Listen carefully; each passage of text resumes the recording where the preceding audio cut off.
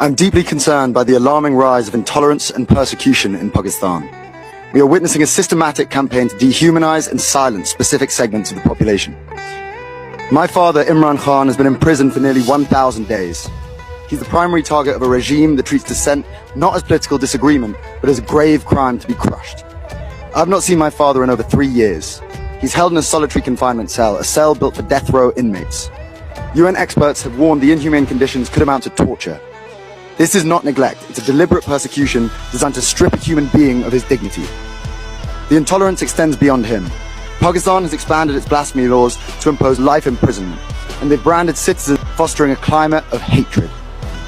We ask this council and the OHCHR to urge Pakistan to end this persecution immediately. They must comply with UN working group's opinion, and they must release my father and all political prisoners.